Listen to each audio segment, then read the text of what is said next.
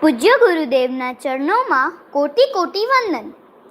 આવી વધામણીની ઘડી, ગાજે છટાદાર સત્ય કે છડી, મુક્તિ की मशाल जैना का जामा, मैत्री की माला दान की दिव्यता, शीर की सुंदरता तप की तेजस्विता, भाव की भव्यता निगाह रखे दिल से, धर्म से बहुमान रखे, प्रसन्नता के परिमल लेके परिमल की प्रसन्नता के लिए पर्वाधिराज पर्युषण पर्व पधार रहे हैं.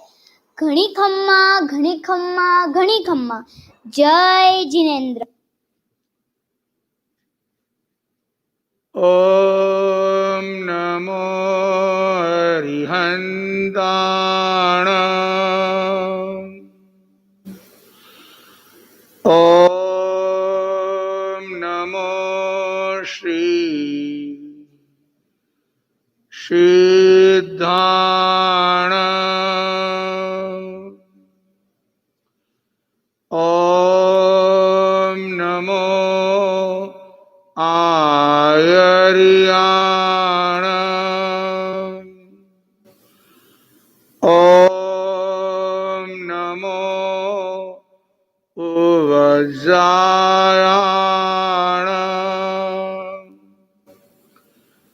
नमो लोये सवशाहुण. ईशो पंच नमोकारो सवपाव पणाशनो मंगलाणं च सवेसी परमं हवै मंगलम्. नमो जिणाणं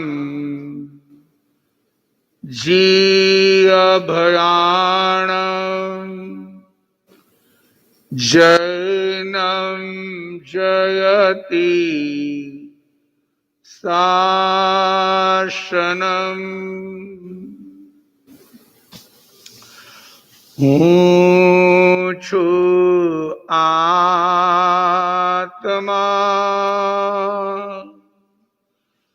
પરમાત્મા. હું છું આનંદનો આનંદનો આનંદનો ધામ. હું છું આત્મા પરમાત્મા.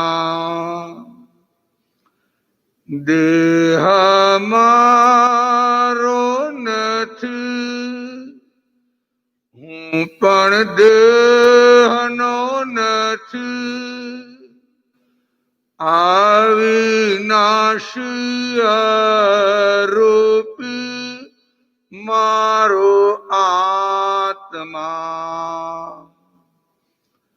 હું છું આત્મા પરમાત્મા. મારો જન્મ નથી, મારું મૃત્યુ નથી. સહજાનંદી શુદ્ધ સ્વરૂપી મારો આત્મા. હું છું આત્મા પરમાત્મા. હું છું આનંદનો આનંદનો આનંદનો ધામ. હું છું આત્મા પરમાત્મા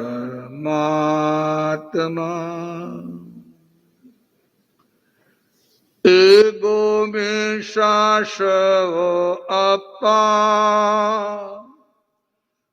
નાણ દંષણ સંજુઓ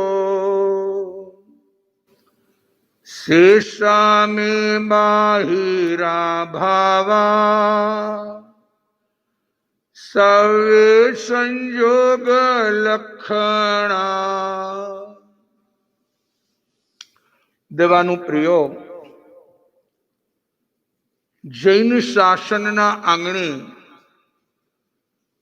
જે પર્વની પ્રતીક્ષા હતી એ પર્વાધિરાજ પર્યુષણા પર્વ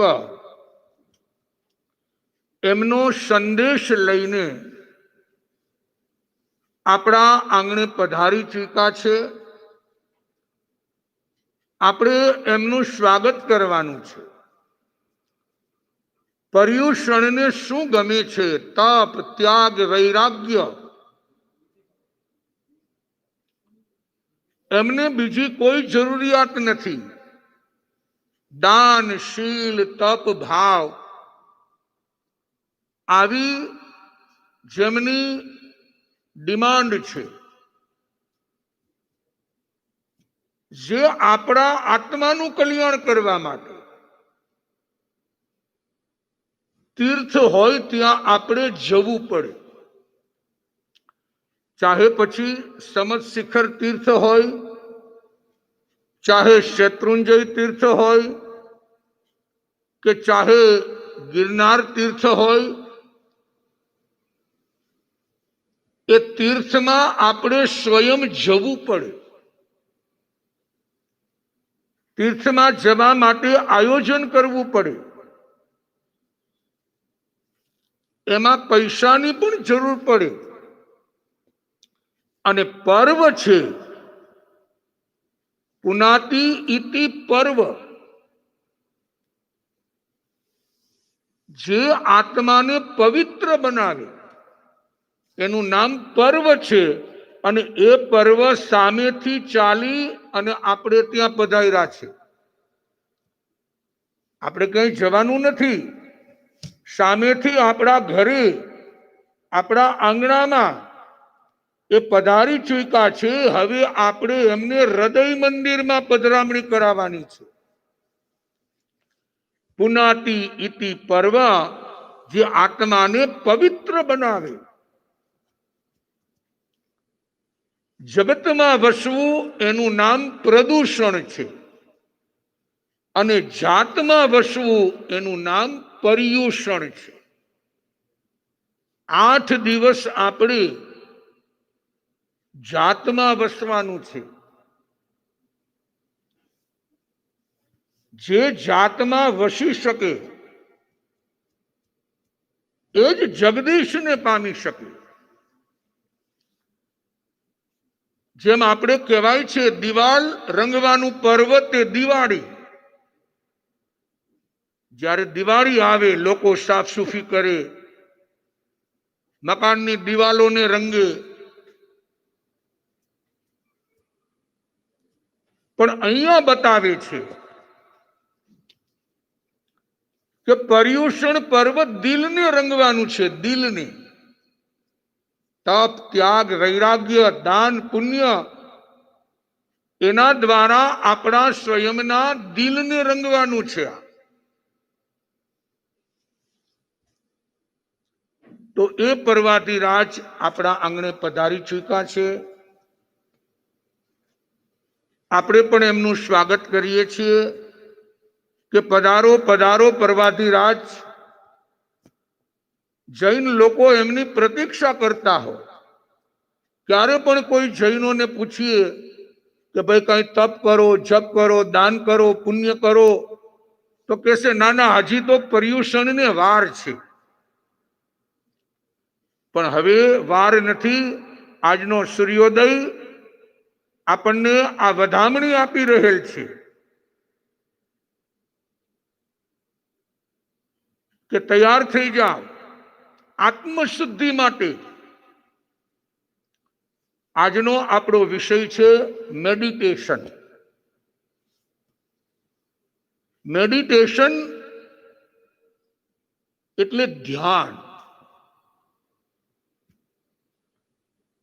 જો સાદી ભાષામાં આપણે સમજીએ તો આપણે આજુબાજુ વાળાનું ધ્યાન રાખવાનું છે. એ ધ્યાન રાખતા થઈ જઈએ તો ઓટોમેટિક આપણને ધ્યાનસ્થ અવસ્થા પ્રાપ્ત થાય. જ્યાં સુધી આજુબાજુમાં ઘોંઘાટ હશે, જ્યાં સુધી નિમિત્તો હશે, રાગ દ્વેષના પરિણામો હશે, ત્યાં સુધી sound mind and sound body, ધ્યાન માટેની પહેલી અવસ્થા કે માઇન્ડ શાંત પડે, મનના વિચારો શાંત પડે, તો જ તમારું શરીર એટલે કે બોડી એ શાંત પડે. પ્રભુની વાણી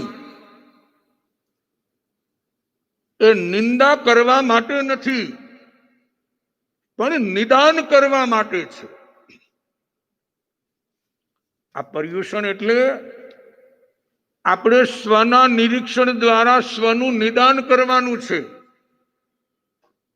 કે અંદરમાં કેટલા દોષો પડેલા છે, કેટલી મલિન વૃત્તિઓ પડેલી છે, જે આપણને વારંવાર દુઃખી બનાવે છે, હેરાન કરે છે. પ્રભુની વાણી અશાંત મનને શાંત બનાવે છે. ઘડી બે ઘડી પ્રભુની વાણી સાંભળો, ગમે તેવું અશાંત મન હોય શાંત બની જાય. પ્રભુના વચન બહિર્મુખ આત્માને અંતર્મુખ બનાવે છે. કે ખૂબ રેખડો ભાઈ, ખૂબ બધે ચક્કર લગાવ્યા, હવે ક્ષણ બે ક્ષણ અંતર્મુખી બની જા, સ્વયંના નિરીક્ષણમાં લાગી જા. અને આ ક્યારે શક્ય બને? જ્યારે તત્પરતા, કંઈક કરવાની તત્પરતા જાગે, ત્યાર પછી તન્મયતા આવે, એકાકાર પ્રભુમય આત્મા બની જાય. અને તલ્લીનતા, બાજુમાંથી કોણ આવે છે, કોણ જાય છે, કોણ શું બોલે છે એનું પણ એને જ્ઞાન ન હોય, એવી તલ્લીનતા આવી જાય. જાણે કે આત્મા અને પરમાત્માનો એકાકારપણાનો અનુભવ.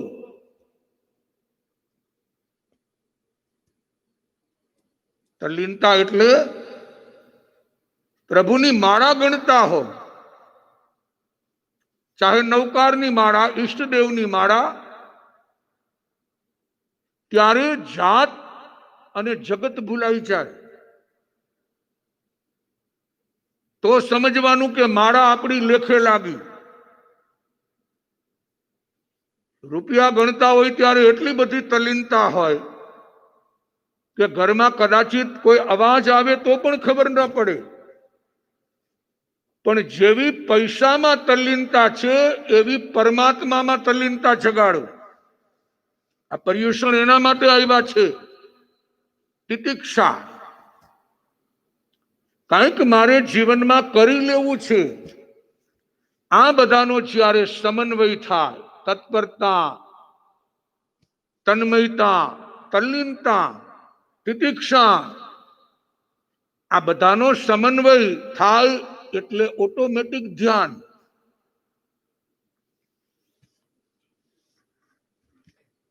ધ્યાન ધરવું ન પડે, ઓટોમેટિક તમારા જીવનમાં ધ્યાનનો પ્રારંભ થઈ જાય. તમે જે કાર્ય કરો છો એમાં તમારું મન સ્થિર બની જાય.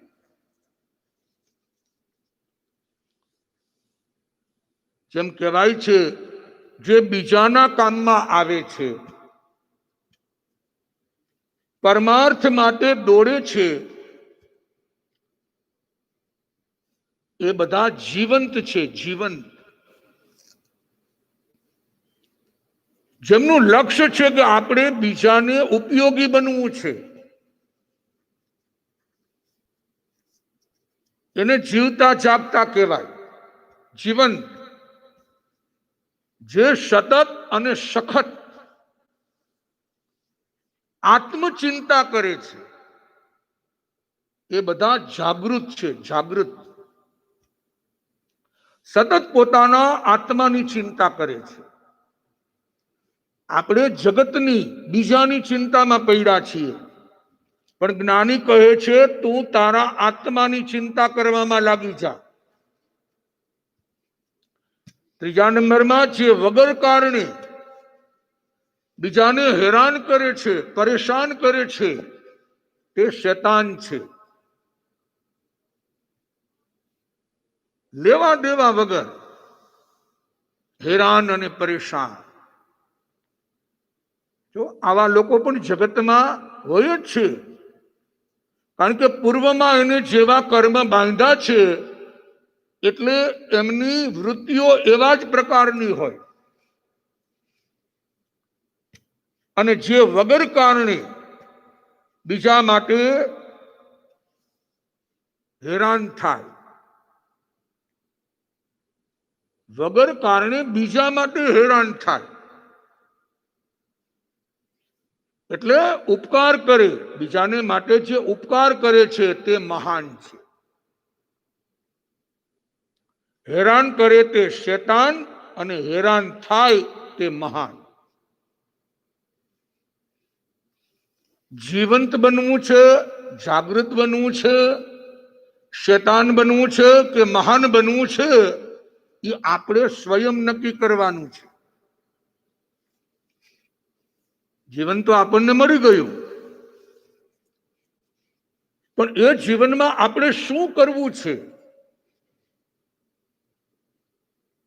એનું ધ્યાન કરવાનું છે. कुछ लोग कहते हैं जिंदगी बोझ है, कुछ लोग कहते हैं जिंदगी बोझ है, कुछ लोग कहते हैं जिंदगी मौज है, मगर हम तो कहते हैं जिंदगी प्रभु की खोज है. પ્રભુની ખોજ કરવા માટે આપણને આ પર્યુષણ પર્વ સંદેશ આપે છે. 8 જ દિવસ છે આપણા માટે, અને સમયને જતા શું વાર લાગે. કે 8 દિવસમાં આપણે આત્મકલ્યાણ કરવા ધારીએ તો આપણે સ્વયં કરી શકીએ છીએ, પણ ખોજ કરવાની તમન્ના હોવી જોઈએ. આપણે બીજાના દોષ અને દુર્ગુણ ખોજ કરવામાં આપણો સમય વ્યતીત કરીએ છીએ, જેમાં ફાયદો કઈ નથી, માત્ર નુકસાન, નુકસાન અને નુકસાન. પણ આપણી સમજનો અભાવ છે. આવા તો કેટલા પર્યુષણ આવ્યા અને કેટલા ગયા. કેમ આપણો આત્મા પવિત્ર ન બની શકે? શા માટે ન બની શકે એમ સ્વયંના આત્માને પૂછો.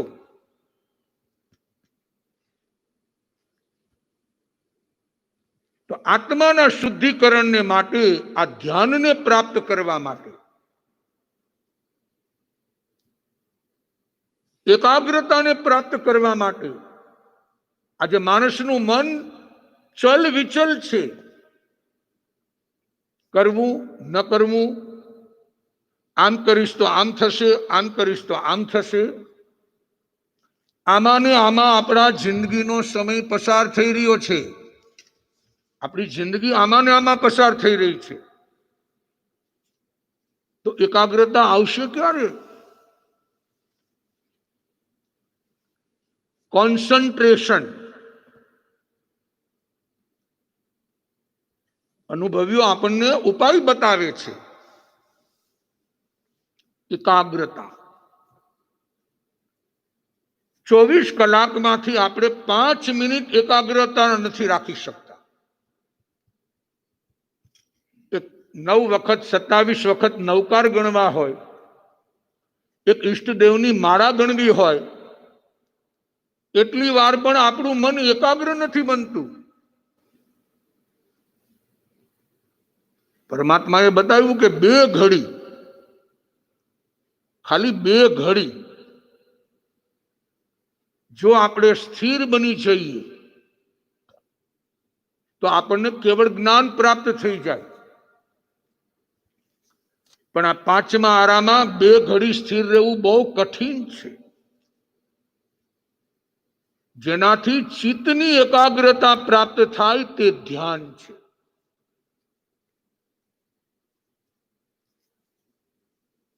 કાર્ય કોઈ પણ કરો, પણ એ કાર્યમાં તમારું મન એકાગ્ર બને એ ધ્યાન છે. પછી તમે માળા કરો, જાપ કરો, સ્વાધ્યાય કરો, આગમ વાંચન કરો, ચાહે શ્લોક કંઠસ્થ કરો, કોઈ પણ કાર્ય કરો, સિવાય કે 1 રૂપિયા ગણવામાં જ આપણું મન એકાગ્ર બને છે. બાકી લગભગમાં આપણે પાસ થવાની ઓછી સંભાવના છે. બધે મન આપણું ડામાડોળ બની જાય છે. અને જેમાં મન એકાગ્ર બને છે એ આપણી સાથે આવનાર નથી. એ પૈસા બધા મૂકીને જ જવાના છે. એટલે અહીંયા કહે છે ચિત્તની એકાગ્રતા.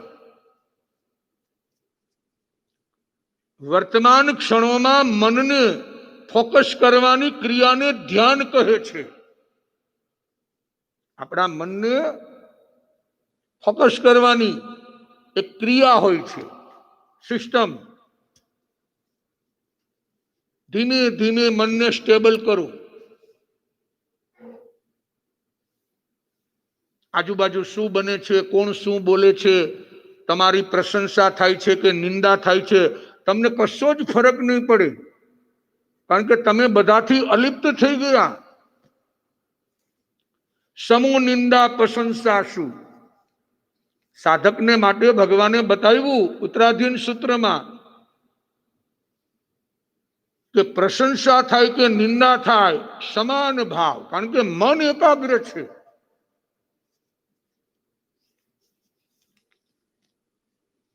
આપણે તો દિવાલે કાન રાખતા હોય, મારા માટે શું કહેવાય છે, શું બોલાય છે.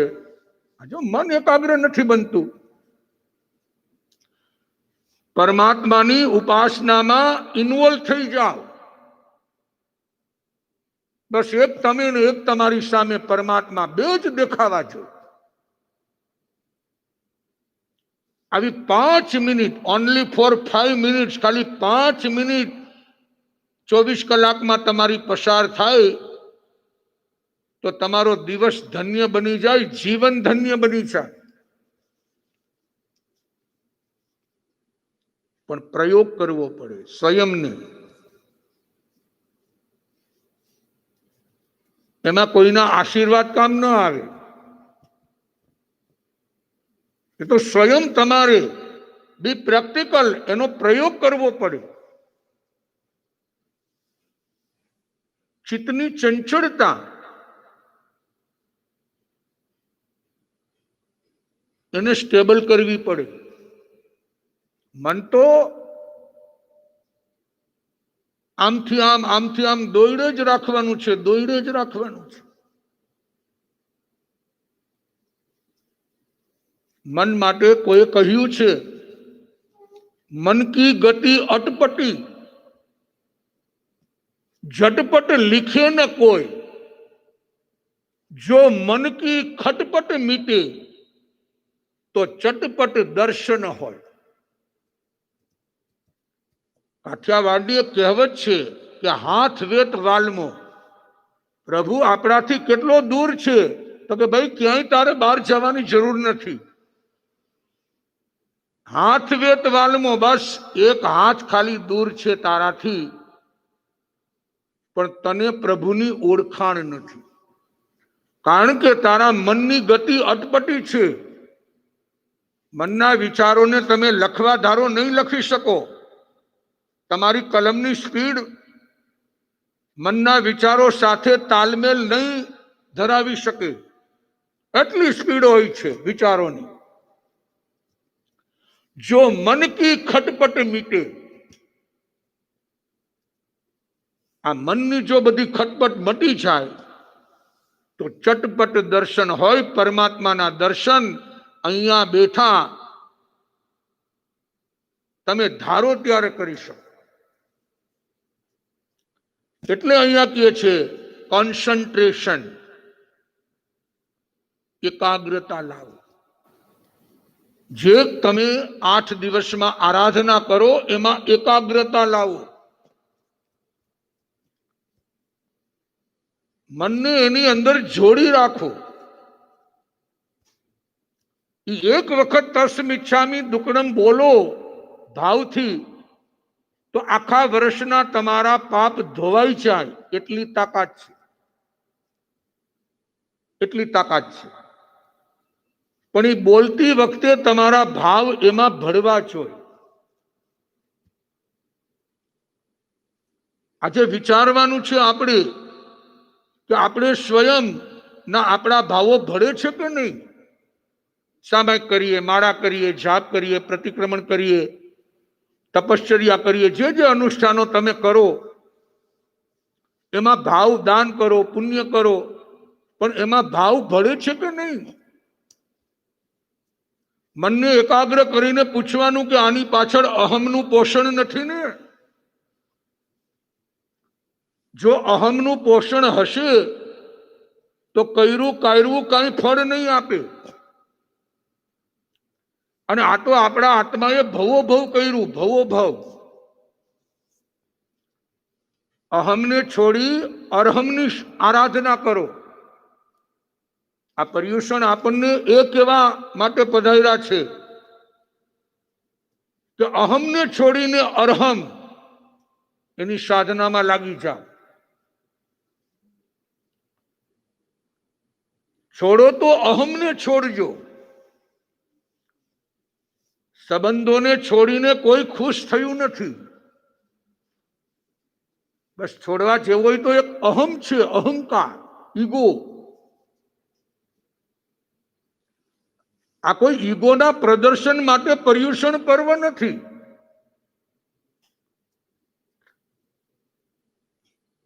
આ કોઈ દેખાડ કરવા માટે, દુનિયાને દેખાડી દેવા માટે પર્યુષણ પર્વ નથી.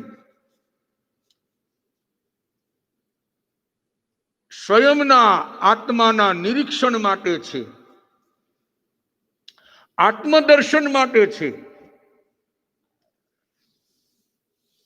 જેમ આપણે કહી છીએ ને કે ટૂંકું ને ટચ, સીધું ને શટ, પરમાંથી ખસ, સ્વમાં વશ. આ પર્યુષણનો સાર. ટૂંકું ને ટચ, સીધું ને શટ, પરમાંથી ખસી જાઓ, પરમાંથી, અને સ્વમાં વસી જાઓ. ગમે તે નિમિત્ત આવે, ગમે તે પ્રસંગ આવે, ગમે તેવી ઘટના ઘટે, 8 દિવસ એમ સમજો આ બધું પર છે, પર. મારે તો સ્વનું નિરીક્ષણ કરવું છે, મારે સ્વની સાધના કરવી છે. આખા વર્ષમાં નિમિત્તોનો પાર નહોતો અને આપણો આત્મા પણ પરમાં ચાલ્યો ગયો. હવે 8 દિવસ સ્વની સાધનામાં લાગી જાઓ અને પછી જુઓ એ પર્યુષણની રંગત. તમારા આત્માને આનંદનો કોઈ પાર નહીં રહે. તમને અહીંયા બેઠા સચ્ચિદાનંદ સ્વરૂપની પ્રાપ્તિ થશે. ભીતરમાં તમને અહેસાસ થશે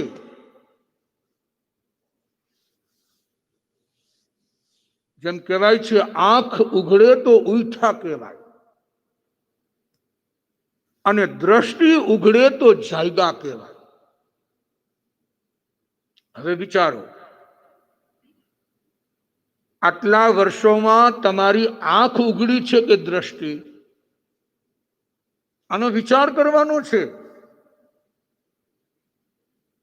જે માણસની આંખ ઉઘડે કે પાછો થાક લાગે, રાત પડે એટલે ફરી પાછો સૂઈ જશે. ઘણીવાર સવારમાં ઉઠી ગયો હોય 5 વાગ્યામાં, બીજા લોકો એમને પૂછતા હોય કે ભાઈ ઉઠી ગયા છો?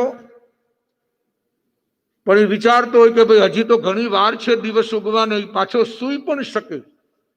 આ માત્ર આંખ ઉઘડી છે. પણ દ્રષ્ટિ ઉઘડે તો જાયગા કહેવાય. અંતરચક્ષુ એ ઉઘાડવા માટે આ પર્યુષણ પર્વ છે. જૈન શાસ્ત્રોમાં અદ્ભુત ઘટના આવે છે. મહાભારતનું યુદ્ધ તો બહુ સામાન્ય યુદ્ધ હતું, 18 દિવસ ચાલ્યું છે. પણ એનાથી પણ મોટું ભગવાન મહાવીર સ્વામીની હાજરીમાં રથ મુશલ સંગ્રામ અને મહાશિલા કંટક સંગ્રામ. આજ મગધ સમ્રાટ શ્રેણિક મહારાજા અને એમનો દીકરો કોણિક, એ સમયની આ ઘટના છે. એક માત્ર હાર અને હાથી માટે. શેચનક હાથી અને 18 શરો હાર, આ બે વસ્તુ માટે આ એક મહાસંગ્રામ થયો. શાસ્ત્રકાર લખે છે,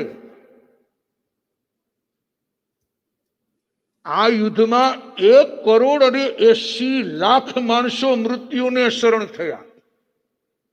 1,80,00,000. પંચેન્દ્રિય જીવો, લોહીની તો નદીઓ વહી ગઈ ખાલી હાર અને હાથી માટે. આ સંસારમાં ઝઘડા ચીજના નથી, જીદના છે.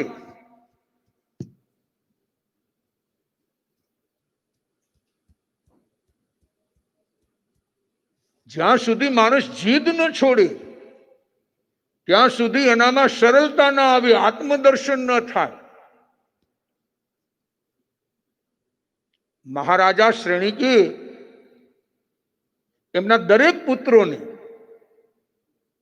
જે કાંઈ પિતા તરીકે એમનું કર્તવ્ય હતું, કોઈને રાજ્ય, કોઈને અમુક ગામો, જે વ્યવસ્થા મુજબ બધું આપ્યું.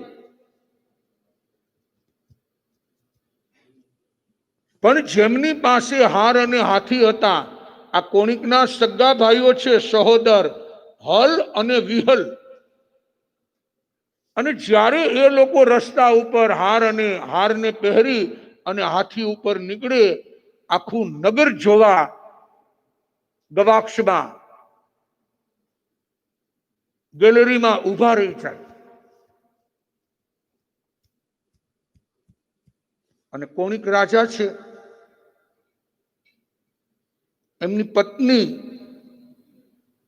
પદ્માવતી જીદે ચડી છે કે ગમે તેમ થાય, હાર અને હાથી તો રાજ્યમાં શોભે.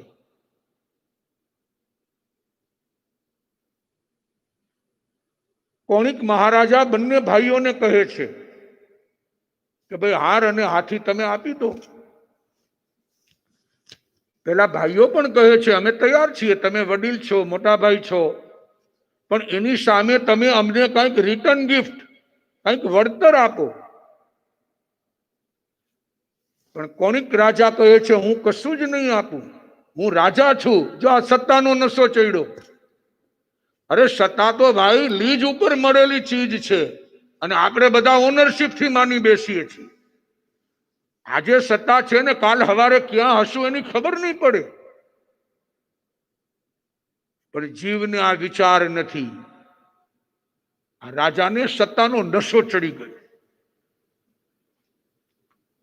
પેલા બંને ભાઈઓ એમના નાના, જે કોણિકના પણ નાના છે, ચેટક રાજા 12 વ્રતધારી શ્રાવક, યુદ્ધના મેદાનમાં જે 12 વ્રતની પાલના કરે છે. આપણે અપાશ્રામાં 12 વ્રત નથી પાડતા. આપણી હાલત તો જુઓ. સામે વાળો જ્યાં સુધી તીર ન છોડે ત્યાં સુધી એને હું મારી ન શકું, આવી જેને પ્રતિજ્ઞા છે, એ ચેટક રાજા યુદ્ધના મેદાનમાં. આપણે તો વેપારમાં કદાચિત મહાવીર સ્વામીના નામે ખોટું બોલવું હોય તો તૈયાર થઈ જતા હોય, કારણ કે આપણે સમજીએ છીએ કે મહાવીર સ્વામી પાછા કઈ પૂર્વ ભારતમાં આવવાના નથી. આ હાલત જુઓ, આત્મનિરીક્ષણ કરો. એક સામાન્ય પૈસા માટે પણ આપણે કેટલા પાપના પોટલા બાંધીએ છીએ. ઈમાનદારી, નીતિમત્તા, ન્યાય ઈ જો ન હોય તો આવો બધો પૈસો તમને શાંતિ નહીં આપે. આ વિચાર કરો. માત્ર હાર અને હાથી.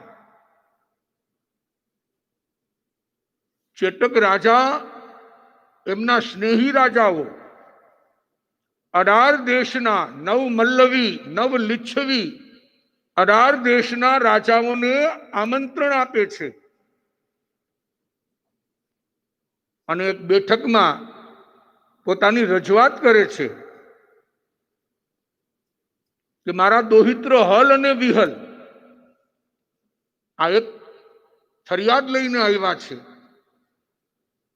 કે આ ચંપા નગરીનો રાજા, કોણિક રાજા, એની પાસેથી જે પિતાનો વારસો છે, પિતાએ દીધેલું છે, એ હાર અને હાથી પાછા માંગે છે અને સામે કશું જ દેવા તૈયાર નથી. 18 દેશના રાજાઓ કહે છે આ અન્યાય છે, અન્યાય. જો આ જૈન દર્શનની અહિંસા શું છે.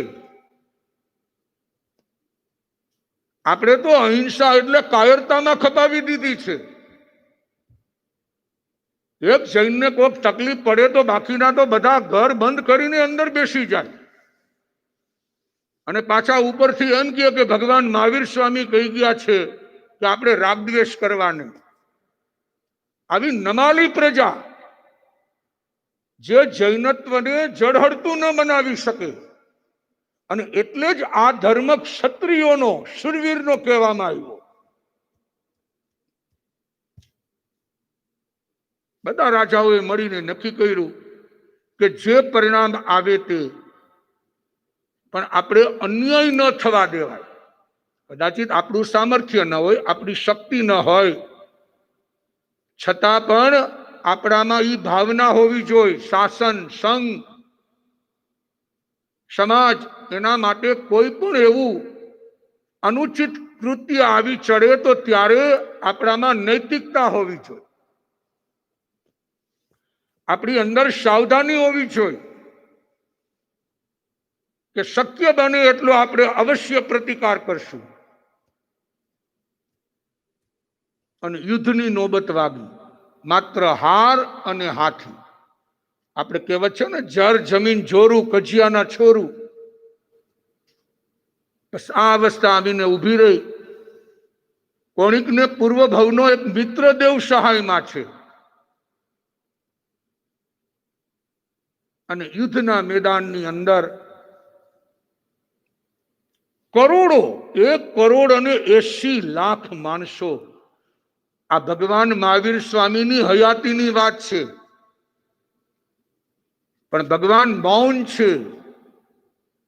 ભગવાન સમજે છે કે આ નીતિની વાત છે. નહીતર કોણિક મહારાજા અને ચેટક મહારાજા બંને ભગવાનના પરમ ભક્ત છે. રોજ સાંજે એ સમાચાર મેળવે કે પ્રભુ કઈ દિશામાં બિરાજમાન છે, અને જે સમાચાર લઈને આવે એમને ગળામાંથી એ હાર કાઢી અને પ્રીતિદાન કરે. જો આ શ્રાવકોના સંસ્કાર. કોઈનું શોષણ ન કરે. શ્રાવકોમાં પહેલા આ ગુણ હોવો જોઈએ કે કોઈનું શોષણ ન કરે. અને જો એ શોષણ કરશે તો એ તમારા નોકર ચાકર જે હશે એનામાં ચોરીના સંસ્કાર નહીં હોય તો પણ આવ્યા વિના રહેશે નહીં.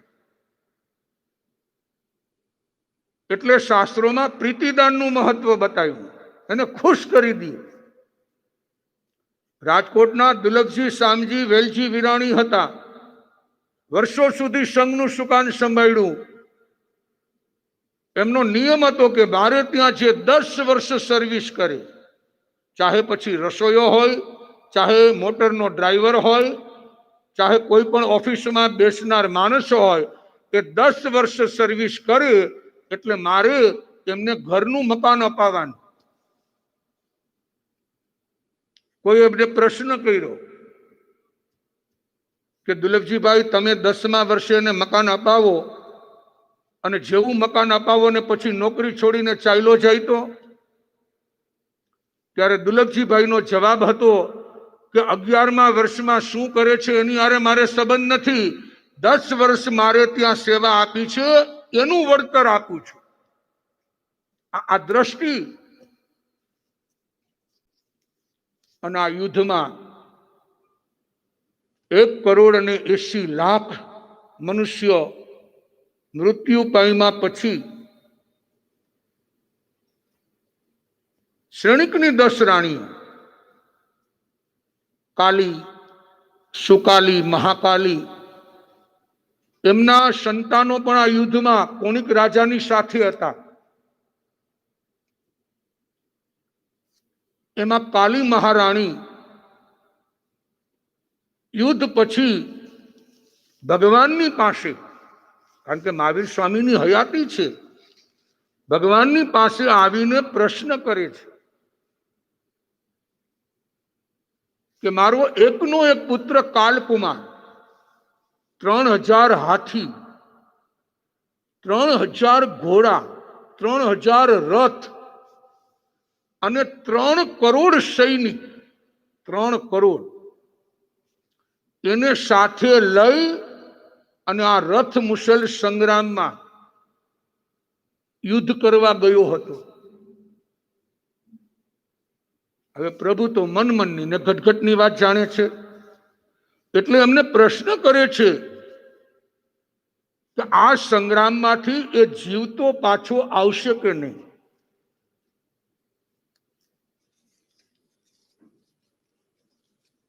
આ તો પરમાત્મા છે, ત્રિકાલ જ્ઞાની. એ સમજે છે કે આનો જવાબ આપવામાં આનું ભવિષ્ય શું છે. અને પરમાત્મા જવાબ આપે છે કે હે કાલી મહારાણી, તારો એકનો એક પુત્ર કાલકુમાર આટલા લાવ લશ્કર સાથે યુદ્ધના મેદાનમાં ઉતરેલો, પણ જ્યારે ચેતક રાજાની સામે બરોબર સામે સામે આવે છે અને બાણાવણી સુરવીર 12 વ્રતધારી શ્રાવક એ ચેતક રાજાના એક જ બાણથી એ વિંધાઈ જાય છે અને ત્યાં ને ત્યાં મૃત્યુને શરણ થઈ જાય છે.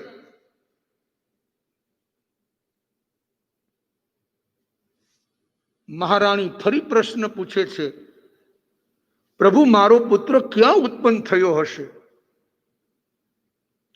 અને પરમાત્મા ત્યારે જવાબ આપે છે કે તારો કાલકુમાર નામનો પુત્ર ચોથી પુડવીએ, ચોથી નરકની અંદર 10 સાગરોપમની સ્થિતિ, કારણ કે વિષમ પરિણામ હતા, એના વિચારો દુષ્મ હતા. યુદ્ધના મેદાનમાં તો એ જ હોય ને, જેના કારણે એ ત્યાં ઉત્પન્ન થયો છે. કોની માતાને નરક ગમે ભાઈ? જેટલા પણ પરીક્ષા દેવા દીકરાઓ જતા હોય બધાની માતાની એમ જ હોય કે મારો દીકરો જ ફર્સ્ટ નંબર આવશે. ભલે ભણવામાં ઢબુનો ઢ હોય છતાં એને એમ જ હોય કે મારો દીકરો જ ફર્સ્ટ આવશે. અમને પણ કહેતા હોય કે ગુરુદેવ આશીર્વાદ દેવા આવજો કે ફર્સ્ટ નંબર આવે. અમે પૂછ્યું કે કઈ વાંચે છે? તો કે વાંચવાની શું જરૂર છે, તમારા આશીર્વાદ છે ને. હવે આમાં કરવું શું ભાઈ?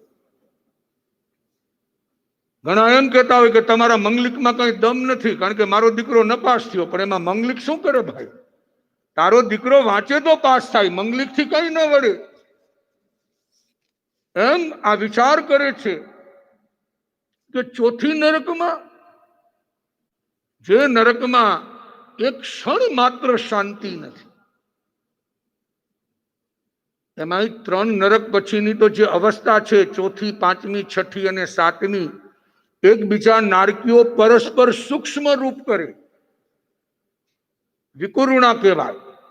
અને જ્યારે તમે ઉધરસ ખાવ, નાકમાં કોઈ પણ માર્ગે એ શરીરમાં પ્રવેશ કરે, જેમ અત્યારે કોરોના વાયરસના આ જડ પૂતગલો શરીરમાં પ્રવેશ કરે છે, તમારી શ્વાસોશ્વાસ નું રૂંધન ક્રિયા કરે છે, એટલે માણસની બોડી, માણસનું શરીર સ્ટોપ થઈ જાય છે. અને શરીરમાં પ્રવેશ કર્યા પછી વિકરાળ રૂપ કરે, એ નારકીના શરીરના ટુકડે ટુકડા થઈ જાય. વેદનાનો કોઈ પાર નહીં. ચોથી, પાંચમી, છઠ્ઠી અને સાતમી નરકમાં આ દશા છે. પેલી, બીજી, ત્રીજી નરકમાં પરમાધામી દેવો છે, જે એકબીજાને દુઃખ આપે છે. પણ અહીંયા પરમાધામી દેવો નથી. એ શરીર નારકીનું પારા જેવું હોય, કે જેવું તમે ધરતી ઉપર રહેલો એટલે પારો પાછો ભેગો થાય, એમ વેદનાનો અનુભવ કરીને પાછું શરીર બની જાય. કારણ કે વેક્રિય શરીર છે. એ નામ પડ્યું નરકનું, ને માતા ત્યાં ને ત્યાં મૂર્છા આવી અને પડી ગઈ, કોમામાં આવી ગઈ. 2 ઘડી પછી એની મૂર્છા દૂર થઈ. કોન્સન્ટ્રેશન, એકાગ્રતા વિના ક્યારે પણ કોઈનું આત્મકલ્યાણ થયું નથી ને થવાનું નથી. દુનિયાની મગજમારીમાં આપણું ભેજું આમને આમ આ ભેળસેળ વાળું બની ગયું. કંઈક આત્માનો વિચાર કરો, અને એક ક્ષણે 2 ઘડી પછી કોન્શિયન્સ એ જાગૃત બને છે. પરમાત્માની સામે ઊભા થાય છે કાલી રાણી, પ્રભુ સામે જ બિરાજમાન છે. અને હૃદયમાંથી જો મન એકાગ્ર થઈ ગયું, મન એકાગ્ર થઈ ગયું એટલે વિચારો બધા શાંત પડી ગયા, ચિત્તની ચંચલતા બધી દૂર થઈ ગઈ, જ્ઞાન દશા આવી ગઈ. જ્ઞાન દશા. જ્ઞાની કદી હસતો નથી, જ્ઞાની કદી રડતો નથી, જ્ઞાની કદી સંસાર કેરા ઝઘડામાં પડતો નથી. આ જ્ઞાન દશા. એ તો માત્ર જ્ઞાતા અને દ્રષ્ટા જુએ અને જાણે, બસ 2 જ કામ છે એના. જ્ઞાન વડે જાણવું અને દર્શન વડે જોવું. 8 દિવસ આ જ કરવાનું છે. જમવાનું ઠંડુ મળે, ચાય ક્યારેક ઠંડી થઈ જાય, સાંજના વહેલી રસોઈ બની જાય, આપણી આદત રોજની લેટ હોય. તમારા જે કંઈ મનની અંદર વિચારેલા કાર્ય હોય એનાથી જુદું જુદું થાય. એ વખતે તમારે જ્ઞાતા દ્રષ્ટા બનવાનું છે. તમે ઈચ્છો એ રીતે કદાચિત ન પણ બને, કારણ કે સૌને એમ હોય કે મારે 8 દિવસ કંઈક મારા આત્માનું કરવું છે, તપ જપ કરવા છે, સાધના કરવી છે, આરાધના કરવી છે. આજે જુઓ, ઘણા બાળકો હશે જેને આખો દિવસ કંઈક ને કંઈક મોઢામાં નાખવાની ટેવ હશે, અને એને વિચાર થશે મારે ઉપવાસ કરવો છે. અને અત્યારે તો એવું દેખાય છે કે અત્તરવારણા જેને જેને કર્યા હોય એને તો સાંજે નક્કી થાય ઉપવાસ થશે કે નહીં. પણ બાળકોનું તો મન એટલું દ્રઢ હોય કે નહીં મારે તો કરવો જ છે અને કરી જાણે છે. આજે જુઓ અમારે મીનાબાઈ માસતીજીના ભાણેજી વિધિતાબેન ઘાટકોપર એના સમાચાર આવ્યા છે કે 138 એકાસણા ઉપર 138 એકાસણા ઉપર એમની ભાવના છે કે કલકત્તાથી મને એક સાથે 28 પચખાણ કરાવો. જો આ આસુરવીરતા. આપણે તો એમ કહી કે સાંજે જોશું ગુરુદેવ, જો સાતા રહેશે ને તો પચખાણ લેવા આવશું. આખો દિવસ કેવો જાય છે, આ ખાવામાં જ આપણે ખુવાર થઈ ગયા. અરે કાંઈ નથી થવાનું ભાઈ. મહાવીર સ્વામી 6 મહિનાના ઉપવાસ કરતા, એ પણ 24 વિધાઉટ ડિસ્કાઉન્ટ. આપણે તો જેટલું પાણી પીવું હોય એટલું પી શકીએ છીએ 23 ઉપવાસમાં. 2 વર્ષ પહેલા કે 3 વર્ષ પહેલા છત્તીસગઢની અંદર એક સાથે 30-35 લોકોએ એક સાથે માંસ ખમણના પચખાણ કરેલા. પહેલા જ દિવસે 30 ઉપવાસના પચખાણ. જો આત્માનું સામર્થ્ય. એક સાથે 28 પચખાણ લો. જો સાધના કેવી, જેને કરવું છે, લગ્ની લાગી છે, એ કોઈની રાહ જોતા નથી. ત્યારે એ કાલી મહારાણી વિચાર કરે છે. જો ચિત્ત શાંત પડી ગયું, ચિત્ત શાંત પડી ગયું, એક વખત મનને શાંત કરો. બહુ ઉધામાં ન લ્યો ભાઈ. ઉધામાંથી ઉપાધિ સિવાય બીજું કઈ નહીં આવે. અને આમાં ને આમાં જિંદગી આમને આમ પૂરી થઈ જશે. ઈચ્છાઓ ઉપર થોડો કંટ્રોલ લાવો. तमन्नाओं ने हमको बुदबुदा कर दिया, वरना आज हम खुद ही खुदा होते. આ બધી ઈચ્છાઓ ઈ જ આપણને મારે છે. પુણ્ય છે નહીં ને ઈચ્છાઓ જ કઈ રહે જાય છે, ઈચ્છાઓ જ કઈ રહે જાય છે. આજે નહીતર તમે સ્વયં ભગવાન બની ગયા હોત. આ તો અત્યારે આપણે જાપ બીજાના જપવા પડે કે શાંતિ ના થાય નમઃ, વૃષભ દેવાય નમઃ. આ જાપ આપણે બીજાના જ કરીએ છીએ ને, કુંથુ ના થાય નમઃ. નહીતર અત્યારે તમારા જાપ ચાલુ હોત, દિનેશ ના થાય નમઃ, પ્રફુલ્લ ના થાય નમઃ, હસમુખ ના થાય નમઃ. આ જીવતા તમારા જાપ શરૂ થઈ ગયા હોત. આ તો તમારે પૈસા દઈને જપાવવા પડે છે. કારણ કે સ્વભાવ ન સુધરા, સ્વભાવ ન સુધરા. આત્માનું નિરીક્ષણ ન કર્યું. હજી આ મહેન્દ્રભાઈ ને થાય કે મારું નામ ન આવ્યું. મહેન્દ્ર નાથાય નમઃ. આ રશ્મિને પછી કોઈ બીજા જાપ જપવા જ ન પડે, જીવતા ભગવાન. પણ ક્યાં એક ઘડીની શાંતિ નથી. આ બસ આમાં જ આપણી જિંદગી ગઈ. આ તો એના જેવું છે ને કે બે બેનપણીઓ ભેગી થઈ તો એક પૂછે છે કે મારા પતિ તો દેવતા છે, દેવતા. અને બીજી સામેવાળી કહે છે પણ મારા તો જીવતા છે. આ હાલત છે આપણી ભાઈ. ઓલાનું કહેવાનું એમ છે કે ભાઈ દેવ સ્વરૂપ છે એટલે ભોળા છે, પણ ઓલી એમ સમજી કે ભાઈ દેવતા એટલે ઉપર પહોંચી ગયા. એટલે મને કહેવું પડે છે કે મારા તો જીવતા છે, જીવતા. મનને એકાગ્ર કરો, બીજું કાંઈ કરવાની જરૂર નથી. પ્રસન્નતાથી જીવન જીવો. આજે તમારા ચહેરા ઉપર કોઈ પ્રસન્નતા નથી દેખાતી, નૂર નથી દેખાતું. બધું હોવા છતાંય કોરોનામાં રડતા હોય છે, સાહેબ ધંધા બંધ છે, મંદી છે. પણ તારે ક્યાં ને અમારી જેમ ગોચરી જવું પડે એમ છે કે ભાઈ ધંધા બંધ છે. બધું તે દાબીને રાખ્યું છે વાપરવા માંડ ને. પણ આ આપણી પાસે પ્રસન્નતા નથી, પ્રસન્નતા. અને એ કાલી મહારાણી ભગવાન મહાવીરની સામે જોવે છે. ભગવાનની સામે જોતા જોતા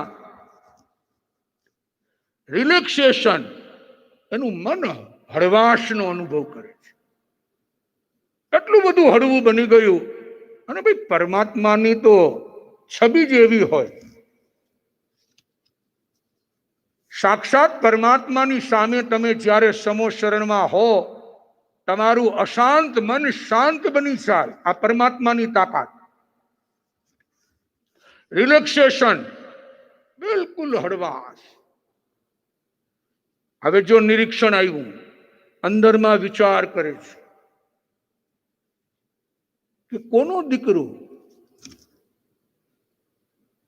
હું એમ કહું છું કે મારો કાલકુમાર, પણ આમાં તો 1,80,00,000 માણસો મરી ગયા. કોઈનો પતિ, કોઈનો પુત્ર, કોઈનો પિતા, કોઈનો ભાણેજ, કોઈનો ભત્રીજો, એ કોઈનું મને દુઃખ નથી.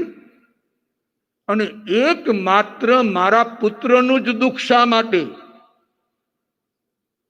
આ મન હળવું બને ને તો કંઈક વિચાર સૂજે. એકાગ્રતા આવે એટલે તમારી આખી મન દુરસ્તી એ વધારશે અને તમારી તંદુરસ્તી સ્વયં સુધરવા લાગશે. Sound mind and sound body. હવે માઇન્ડ શાંત પડી ગયું અને મન શાંત પડે ને એટલે તન પણ શાંત પડવા લાગે. આ મનના ઘોડા દોડે છે એટલે તન દોડે છે. સામાયિકમાં બેઠા હોય, ઉપાશ્રયમાં બેઠા હોય તો પણ અહીંથી ક્યાંનો ક્યાં ચક્કર લગાવીને આવી જાય. ઘડીકમાં અમેરિકા જે આવે, ઘડીકમાં સ્વિટ્ઝરલેન્ડ જે આવે, ઘડીકમાં પેરિસ જે આવે, ઘડીકમાં ઘરે જે આવે. કારણ કે મન હળવું નથી બન્યું, વિચાર કરે છે. રિલેક્સેશન. ઘણી વાર આપણને ઘરમાં કહે ને ઘણા લોકો, રિલેક્સ થાવ, રિલેક્સ થાવ, રિલેક્સ થાવ. આ મનની હળવાશનો ત્યારે અનુભવ થાય. આ 8 દિવસ પ્રયોગ કરવાનો છે. એને વિચાર આવ્યું કે કોઈનું દુઃખ નહીં મને. જો આ રાગ, એટેચમેન્ટ, લગાવ, આસક્તિ, એક મારા પુત્રનું દુઃખ, આ મારી અજ્ઞાનતા છે. આત્માની ઓળખાણ ધારો તો એક ચપટીમાં થઈ જાય. અને નહીં સમજણ આવે તો આવા તો કેટલાય મનુષ્યના બહુ મૈડાને કેટલાય પસાર થઈ ગયા. આવા કેટલા પર્યુષણ આવ્યા ને કેટલા પર્યુષણ પસાર થઈ ગયા, પણ આત્માની ઓળખાણ ન થઈ. એ વિચાર કરે છે કે કોણ પુત્ર ને કોણ માતા? આ તો બધા સંયોગ છે અને જે સંયોગ છે એનો વિયોગ અવશ્ય થાય છે. સંયોગ છે એનો જ વિયોગ થાય છે. કારણ કે મન અને શરીર એકબીજા સાથે સંકળાયેલા છે. જેમ કહેવાય છે ક્રોધ અને માન, આ બંને માસિયાઈ ભાઈ છે, એકબીજા સાથે સંકળાયેલા. ઈગો, અહંકાર, માન ઘવાય એટલે તરત ક્રોધ આવે. આ નિયમ છે એનો. અને માયા અને લોભ એ પણ બધે જોઈન્ટ છે. લોભ જાગે, લોભ એટલે માયાનો ભાવ આવે. કોઈની વસ્તુ લેવાની તમને એક ઈચ્છા થઈ એટલે લોભ જાગ્યો, એટલે આપણે માયા કરવી પડે. કેવી રીતે લેવું સામેવાળાને ખબર ન પડે, પણ એ લોભ જાગ્યો તો માયા આવે. આ ક્રોધ અને માનને સંબંધ છે, માયા અને લોભની. અને આત્મજ્ઞાન સ્પર્શી ગયું કે કોઈ કોઈનું નથી ભાઈ. શેના હું રાગદ્વેષ કરું છું? 1,80,00,000 માણસોનું મને દુઃખ નથી અને એક માત્ર મારા દીકરાનું દુઃખ? આ જ મારી અજ્ઞાનતા છે. જો આત્મદર્શન આ કક્ષાએ, આ પરાકાષ્ઠા, એક્સ્ટ્રીમ પોઈન્ટ, અહીંયા સુધી પહોંચશું ત્યારે આપણો આત્મા વિતરાગ એટલે પરમાત્મા બની શકે. આ મહાવીર કઈ એમને એમ નથી બનાતું. આપણે તો ખાલી મહાવીરના વખાણ કરી શકીએ ભાઈ, પણ મહાવીર બનવું બહુ કઠિન છે. અને ત્યાં ને ત્યાં ભેદ વિજ્ઞાન થયું. કોણ માતા ને કોણ પુત્ર, રાગ દ્વેષ બધું છૂટી ગયું. જ્યાં એક ચિનગારી પ્રગટી ગઈ, જ્ઞાનની ચિનગારી. આ મનની હળવાશ આવી તો આ વિચાર આવ્યો, રિલેક્સેશન. અને એ જ સમયે કે પરમાત્માને બંને હાથ જોડી વિનંતી કરે છે, પ્રભુ આ સંસાર ગોજારો છે, આ સંસાર ગુજરી બજારના ભંગાર જેવો છે, મને આમાંથી ઉગારો, મને તારો. અને એ જ સમયે વિનંતી કરે છે કે મને હમણાં જ દીક્ષાનો પાઠ ગણાવો. આ જો વૈરાગ્ય. અને આ તો ખુદ ત્રિલોકીનાથ તીર્થંકર પરમાત્મા, શાસનપતિ શ્રમણ ભગવાન મહાવીર સ્વામી. અમે ઘણી વાર કહી છે કે દરેક ઉપાશ્રયમાં શ્રમણ ભગવાન મહાવીર સ્વામીનું શાસન જયવંતું વર્તો એવું દરેક સ્થાનમાં હોવું જોઈએ. અરે ભાઈ, મહાવીર સ્વામીનું શાસન છે તો આપણું અસ્તિત્વ છે. આપણે આપણા ભલે આપણે દાન આપીએ, આપણા નામ સ્મરણ રાખીએ વડીલોની સ્મૃતિમાં, પણ દરેક ઉપાશ્રયમાં એક આ સૌથી પહેલા ઉપર હોવું જોઈએ કે શ્રમણ ભગવાન મહાવીર સ્વામીનું શાસન જયવંતું વર્તો. એક નોન જૈન અજૈન આવે તો એને પણ વિચાર આવશે કે આ લોકો મહાવીરના અનુયાયી લાગે છે. આ જ્ઞાન હોવું જોઈએ. અને પરમાત્મા તો ભાઈ સાક્ષાત દેવાધિદેવ છે. એક જ ક્ષણમાં દીક્ષાનો મંત્ર આપે છે અને આ કાલી મહારાણીને દીક્ષિત કરે છે. રિયલાઇઝેશન.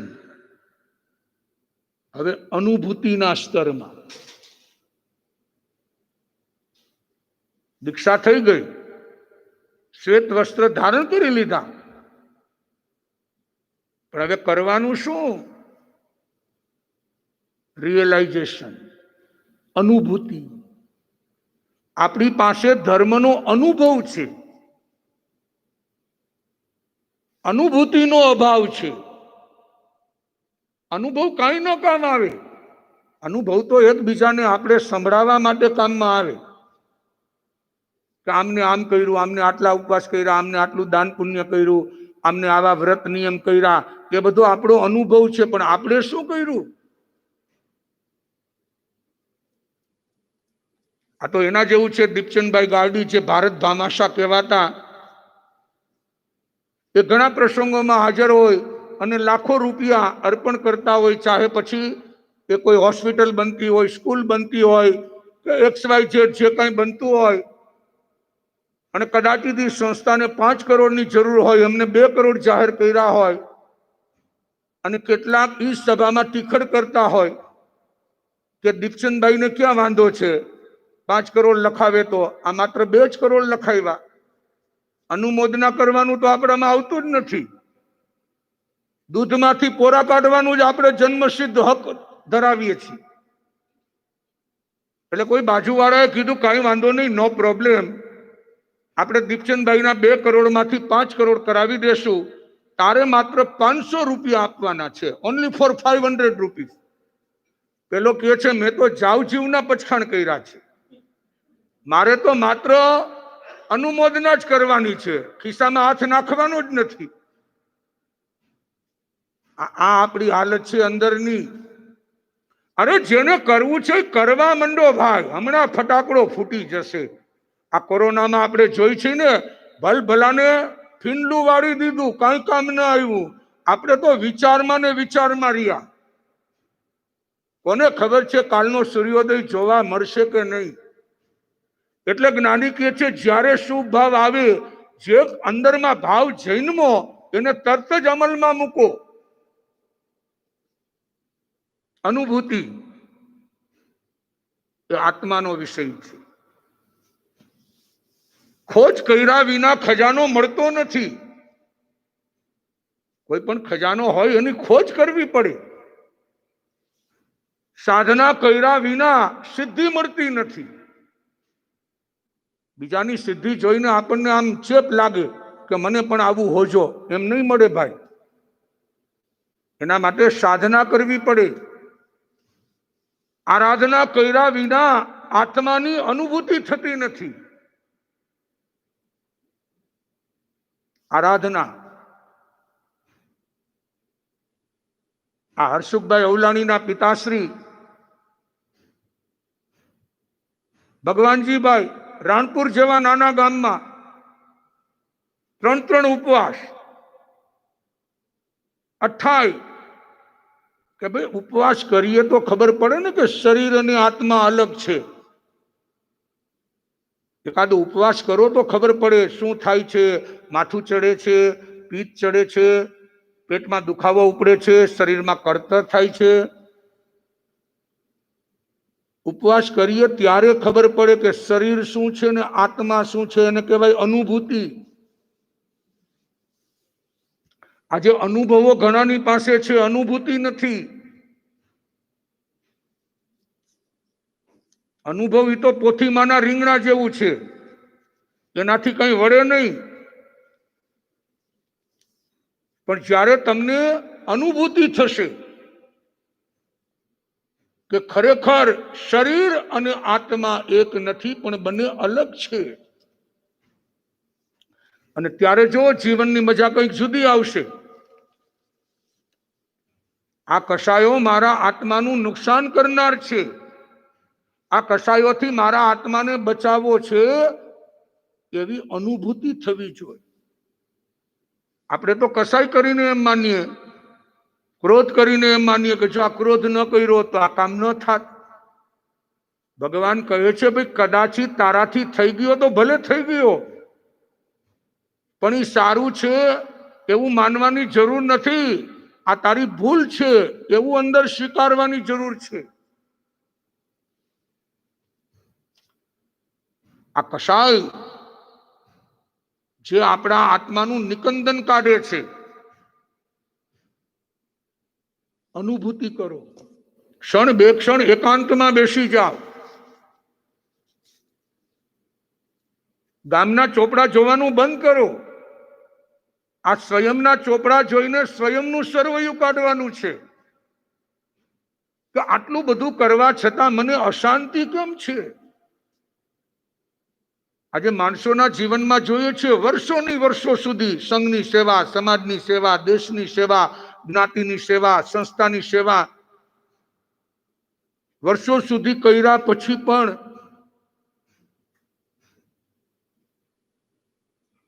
એને અસંતોષ હોય છે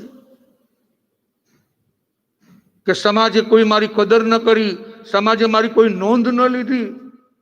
કદાચ અચાનક બીમાર પડી જાય, હોસ્પિટલાઇઝ કરવા પડે અને 2-4 દિવસમાં જીવન પૂરું થઈ જાય તો એના મનમાં વસવસો રહી જાય.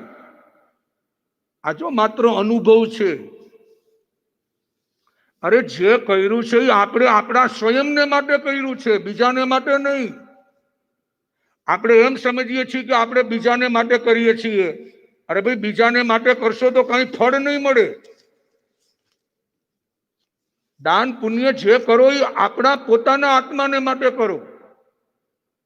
કે આ પરિગ્રહની લાલસા, પરિગ્રહની મમતા, આ પરિગ્રહનું એટેચમેન્ટ આ મને દુર્ગતિમાં લઈ જશે.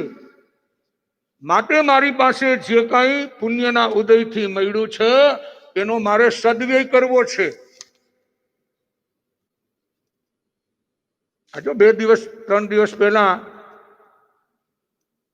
નિલેશભાઈ મહેતા સાથે આ સુપ્રીમ ચશ્માની દુકાન તરફ જવાનું થયેલ ત્યારે એમને મને બતાવ્યું કે આ હિન્દુસ્તાન ક્લબ કે ભાઈ ગુજરાતી અને મારવાડી લોકો અહીંયા જમવા આવે કે જે કંઈ પ્રસંગો, પણ એમાં લસણ અને ડુંગળી, પ્યાજનો ઉપયોગ નથી થતો.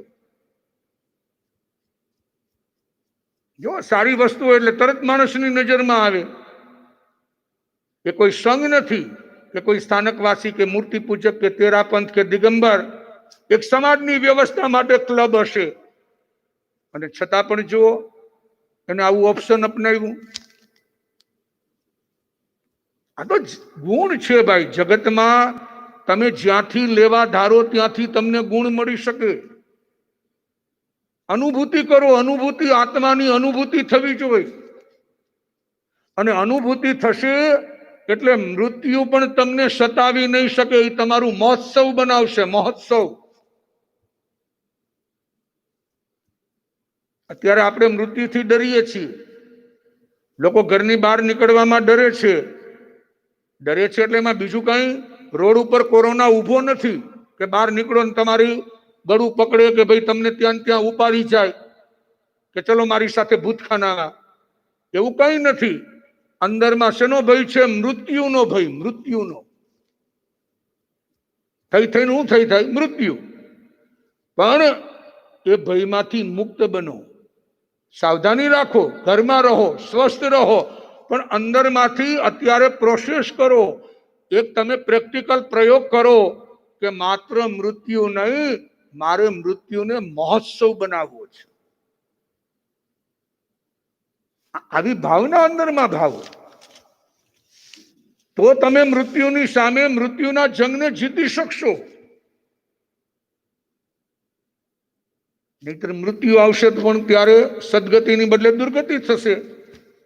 કારણ કે તમારા મનના પરિણામ બદલી જશે, વિચારો બગડી જશે, લેશિયા તમારી ચેન્જ થઈ જશે, અને જેવી લેશિયા હશે એવી ગતિમાં તમારા ઉતારા થશે. એટલે જૈન દર્શનમાં સંથારાની વાત આવી કે મૃત્યુને પણ માત કરે, મૃત્યુ ઉપર વિજય, સ્વેચ્છાએ વેલકમ કરે કે મારા તરફથી કોઈ મનાઈ નથી, જ્યારે આવવું હોય ત્યારે આવી જા. કારણ કે મૃત્યુ શરીરનું છે, આત્માનું નહીં.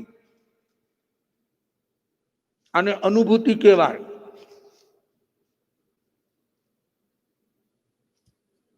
આગ્રાના પેઠાના વખાણ ગમે એટલા સાંભળ્યા હોય અને તમે બીજાની પાસે એના વખાણ પણ કરતા હો, એ અનુભવ છે.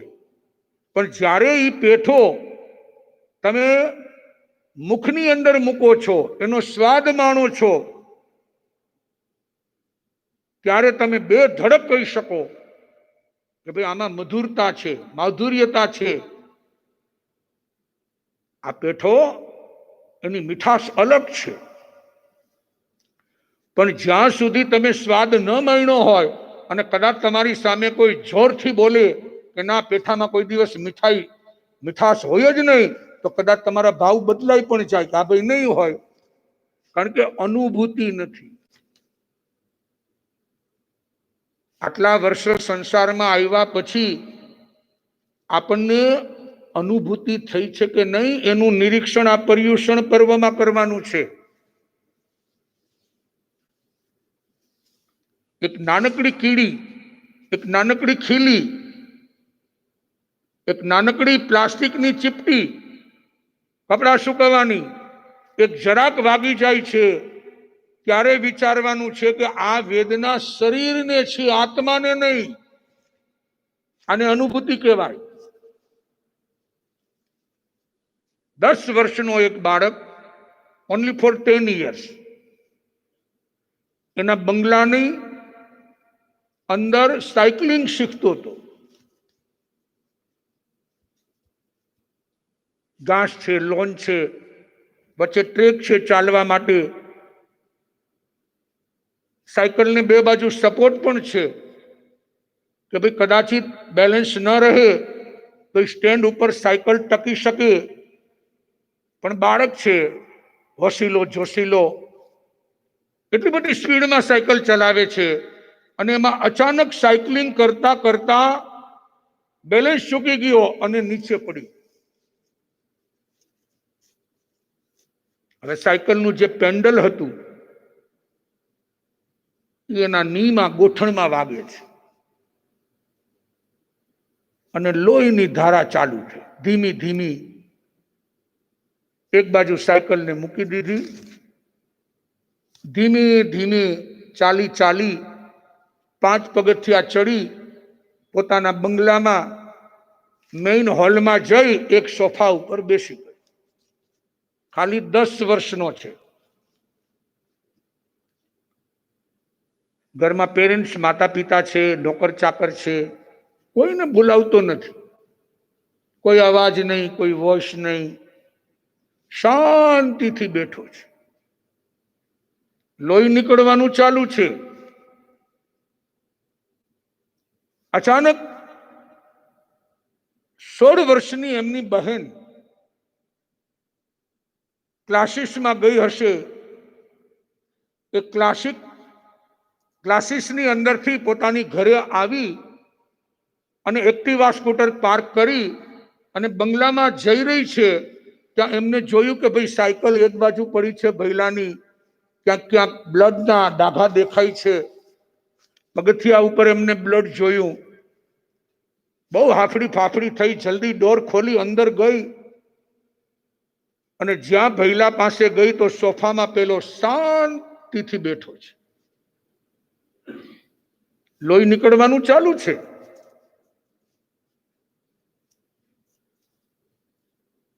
પેલી એટલી બધી અંદરથી અશાંત થઈ ગઈ. અરે તે પપ્પાને ન બોલાવ્યા, મમ્મીને ન બોલાવી, નોકર ચાકરને ન બોલાવ્યા, અને અહીંયા આમને આમ તું બેઠો છે. પેલો 10 વર્ષનો બાળક 16 વર્ષની એમની દીદી, એમની સિસ્ટર, એમની બહેનને કહે છે કે દીદી, હું જોઉં છું કે આ પગમાં મને જ્યાં સાયકલનું પેન્ડલ વાગ્યું છે ત્યાંથી લોહી નીકળી રહ્યું છે, પણ હું એમાં જોઉં છું કે આ વેદના શરીરને છે કે આત્માને છે. Only for 10 years. અહીંયા 70 ના થયા, 80 ના થયા, 90 ના થયા. હવે તો જવાનું ટાણું આવવાની તૈયારી થઈ ગઈ. તોય હજી આત્માનો અતો પત્તો ન હોય. હજી સંસારના રંગ રાગમાંથી હજી મન ઉપર ન ઉઠતું હોય. વિચાર કરો, આ પૂર્વભવના સંસ્કાર. 10 વર્ષનો બાળક વિચારે છે કે આ જે વેદના, લોહી નીકળે છે, અંદરમાં પેન્ડલ વાગ્યું છે, એ વેદના શરીરને છે કે આત્માને છે. આ અનુભૂતિ. હવે વેદનાની વાત જવા દો ભાઈ, વાગવાની વાત પણ જવા દો. એક નબળો શબ્દ કાને પડે ને, કાને, તો પણ 3.5 કરોડ રૂવાડામાં આમ જાણે કે માતાજી પ્રગટ થયા હોય એની જેમ અંદરમાં ધુઆ ફુઆ થઈ જાય છે. આપણે વિચાર કરો કે અનુભૂતિ ક્યારે થશે? અધ્યાત્મની વાતો કરવી, આત્માની વાતો કરવી બહુ સહેલી છે. અરે કદાચિત બીજાને ઉપદેશ દેવો પણ સહેલો છે, પણ આત્માની અનુભૂતિ કરવી બહુ કઠિન છે. આ પર્યુષણ પર્વ આપણને એ સમજાવવા આવ્યા છે કે 8 દિવસ બીજું બધું થાય કે ન થાય ભૂલી જાજો. એકમાત્ર એક જ વખત આત્માની ઓળખાણ થઈ જાય એટલે સમ્યક દર્શનની પ્રાપ્તિ. સમ્યક દર્શન સચ્ચિદાનંદ સ્વરૂપ, શરીર અને આત્મા એક નથી, બંને અલગ છે, એનું ભેદ વિજ્ઞાન. બસ આનું નામ સમ્યક દર્શન. ઘણાને પ્રશ્ન થાય કે 5મા આરામાં અમને થાય કે ન થાય. અરે 5મા આરાના છેડા સુધી સમ્યક દર્શન થઈ શકશે. જે ધારે તે, માત્ર જઈને થાય એમ નહીં, જેને આત્માનું જ્ઞાન થઈ જાય કે શરીર અને આત્મા અલગ છે, એને સમ્યક દર્શનની પ્રાપ્તિ. આ ભેદ વિજ્ઞાન, આ અનુભૂતિ 8 દિવસ આપણે અનુભવ કરવાનો છે. અને એમાંથી અનુભૂતિમાં એક શબ્દ તમારા કાને અથડાય, એને માત્ર સાંભળો. વિચાર કરો કે શબ્દ તો જળ છે, આત્મા ચેતન છે. જળની અસર ચેતનને ન થવી જોઈએ. એને શું શબ્દ કીધા એનો વિચાર ન કરો, પણ મારો શરીર અને આત્મા અલગ છે એનો વિચાર કરવાનો છે. મેડિટેશન ત્યારે ઈ ધ્યાન ધરવાનું છે. ધ્યાન એટલે આપણે માત્ર એકલાએ બેસી જવું એમ નહીં. આજુબાજુ જે કંઈ ચારે દિશામાં જે કંઈ ઘટના ઘટતી હોય એમાંથી આત્માનું લક્ષ્ય કરવાનું છે.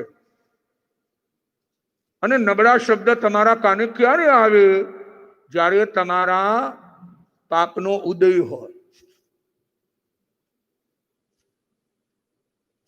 અપયશ કીર્તિ નામ કર્મનો ઉદય હોય ને તો સારું કાર્ય કરો તોય અપયશ મળે, અને યશ કીર્તિ નામ કર્મનો ઉદય હોય તો કઈ ન કરો તોય દુનિયા તમારા વખાણ કરે, કઈ ન કરો તોય વખાણ કરે, કારણ કે તમારું કર્મ એ પ્રકારે ઉદયમાં છે.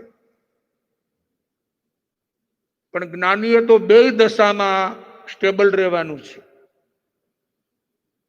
તો પર્યુષણ નો પ્રારંભ પ્રથમ દિવસ એ આપણને સંદેશ આપે છે કે આ નાનકડું જીવન છે, આ જીવનની અંદર જે કરવાનું છે કરી લેવાનું છે, અને એ સ્વયંને કરવાનું છે, બીજાનું કરેલું કામ નહીં આવે.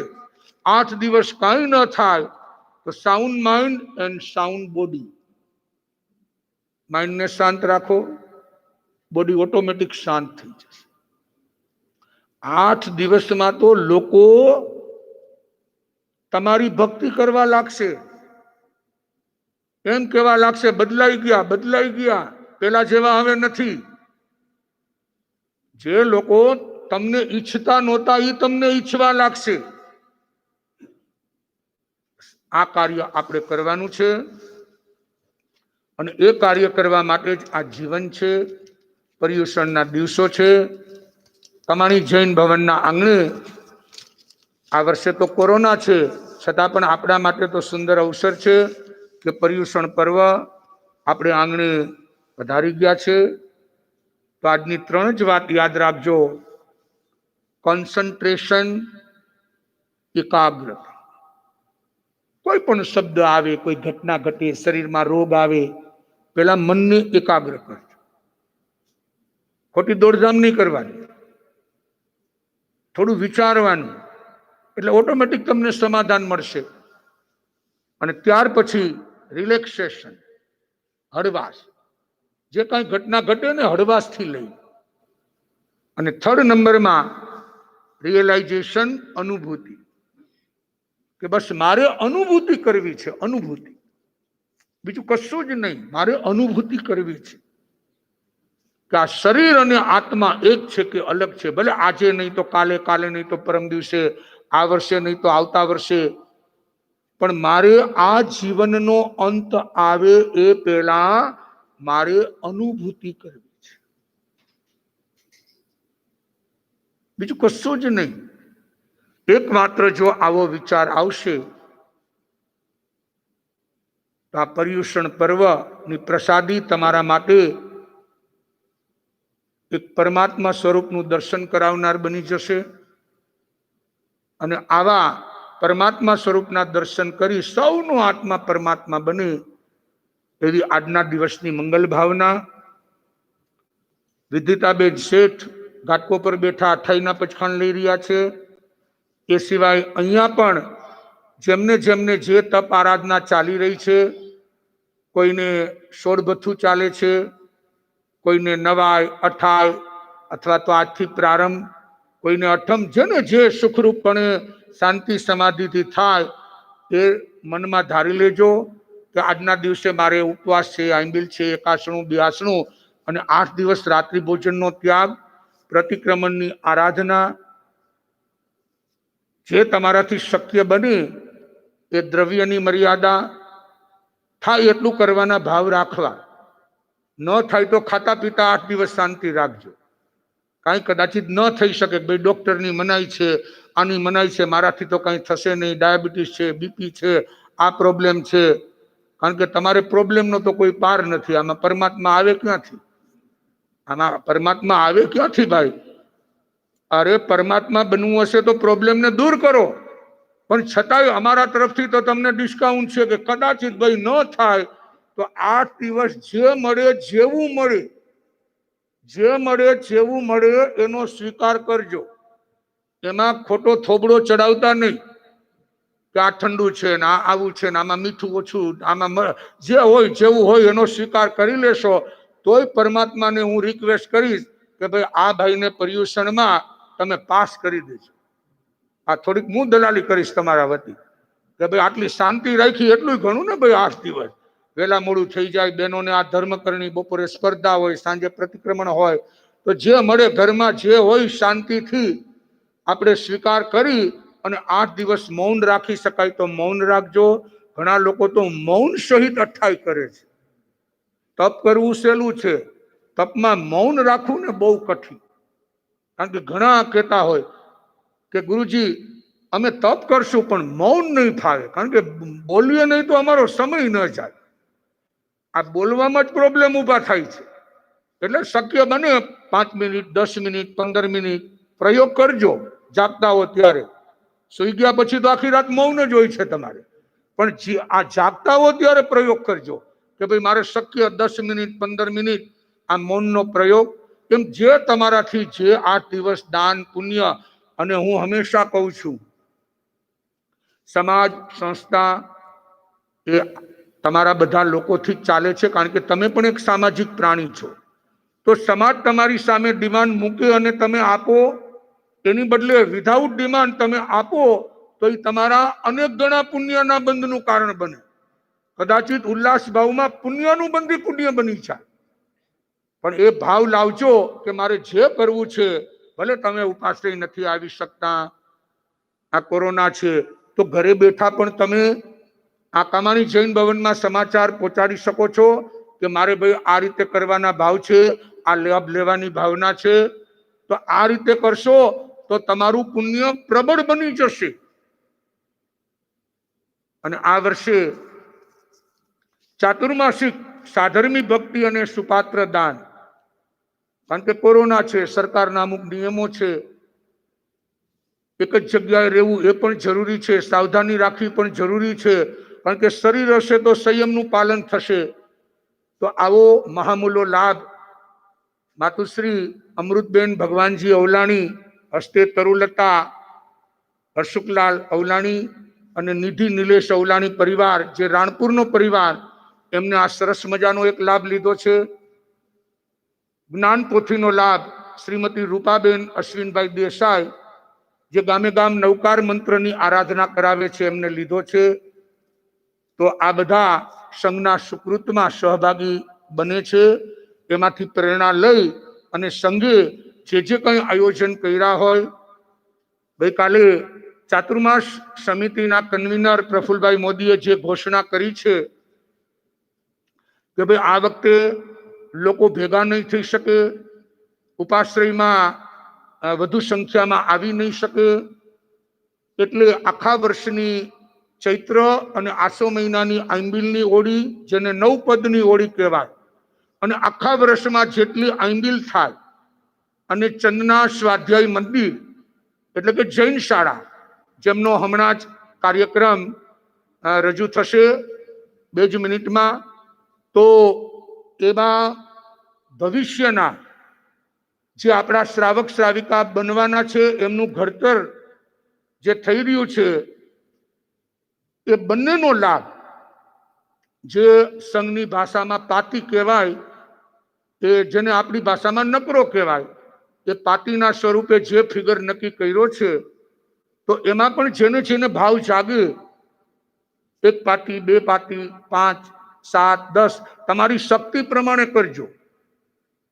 તમારી શક્તિ એટલી હોય કે હું 11 કરી શકું, તો શક્તિને ગોપવતા નહીં.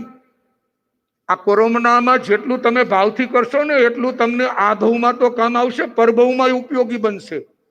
તો આવી રીતે એમાં પણ તમે જોડાજો, કારણ કે સમાજથી જ સંઘ ચાલતો હોય છે.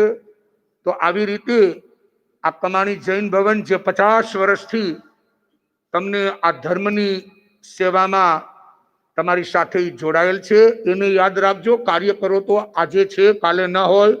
આજે નવા હોય કાલે વળી જૂના હોય, પરમદી પાછા નવા આવે. આ તો બધું ચક્કર પે ચક્કર ચાલ્યા જ રાખે. આપણે આપણું નક્કર કામ કરી લેવાનું, જે હોય તે. આ કમાણી જૈન ભવન અહીંથી ઉપડીને ક્યાંય જવાનું નથી, હંમેશા માટે અહીંયા જ રહેશે એમ સમજી જે જેનાથી થાય એ કાર્ય કરવાના ભાવ રાખજો. હવે જેને જેને આજના દિવસના પચખાણ છે એ એમને સમાધિ રહે. નમો તવસ, નમો તવસ, નમો તવસ.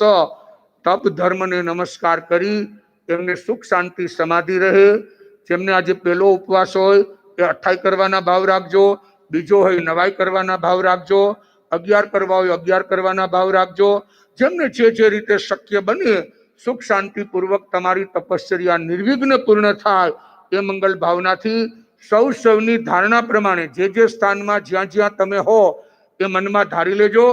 ઉપયોગ સહિત પચખાણની પાલના કરવી. તસ બંતે પરિકમામી નિંદામી ગરિહામી અપાણંગ વોશરામી. બોલો તપસ્યા કરને વાલે કો ધન્યવાદ, ધન્યવાદ. તન મન ધન પ્રભુના ચરણોમાં મને વાલું લાગે, મને વાલું લાગે પ્રભુ તમારું નામ.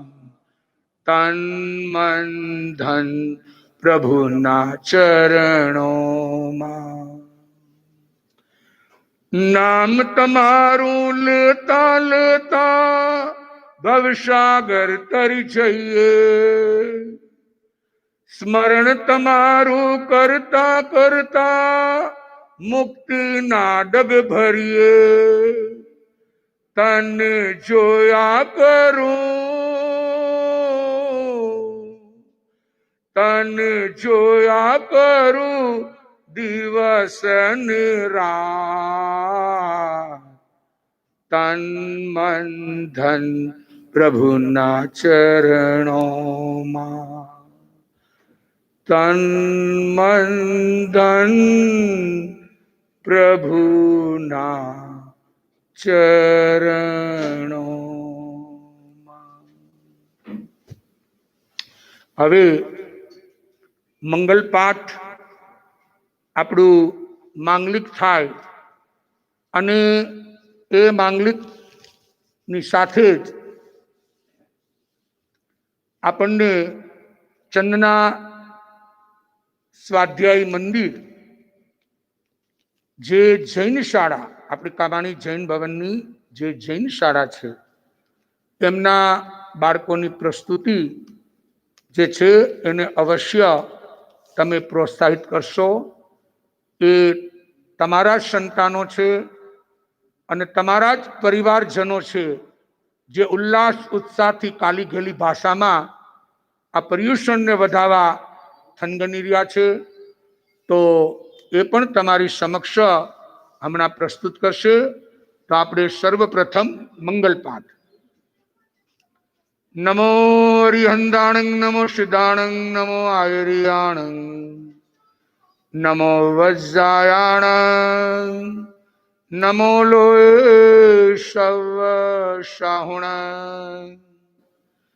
સર્વનું મંગલ, સર્વનું કલ્યાણ, સર્વનું શ્રેય. ચત્તારી મંગલમ અરિહંતા મંગલમ સિદ્ધા મંગલમ શાહુ મંગલમ કેવલી પનતો ધમ્મો મંગલમ ચતારી લઘુત્તમા અરિહંતા લઘુત્તમા સિદ્ધા લઘુત્તમા साहू लघुत्तमा केवली पनतो धम्मो लघुत्तमो चतारी शरणं पवज्जामि अरिहंता शरणं पवज्जामि सिद्धा शरणं पवज्जामि साहू शरणं पवज्जामि केवली पनतं धम्मं शरणं पवज्जामि। चार शरणा दुख हरणा अवर शरण नहीं कोई जे भव्य प्राणी आदरे अक्षय अविचल पद हो। अंगूठे अमृत वसे लखितना भंडार गुरु गौतम ने समरिए मन वांछित फल दातार।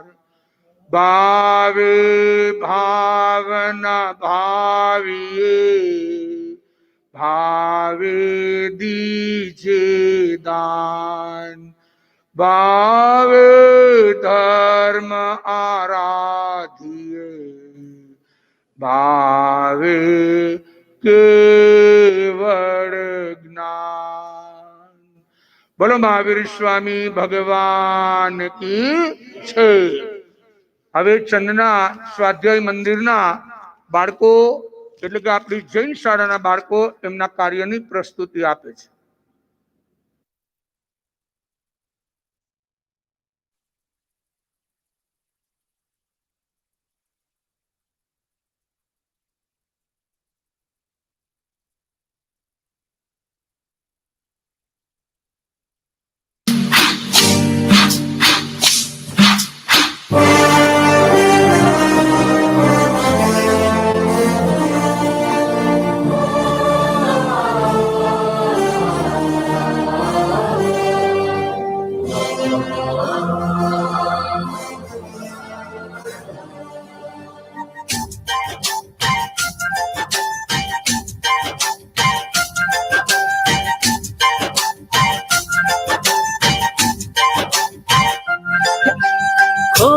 खोए से रहते आए हम तो अब तक बाहर ही बाहर में, डूबे डूबे से ही रहते आए हम हर पल मोह के सागर में। खोए से रहते आए हम तो अब तक बाहर ही बाहर में, डूबे डूबे से ही रहते आए हम हर पल मोह के सागर में। चलो रात्रि भोजन का नियम करें, हम टीवी मूवी अब कम करें। चलो रात्रि भोजन का नियम करें, हम टीवी मूवी अब कम करें। तो आ गया पर्व पर्यूषण, आ गया पर्व पर्यूषण।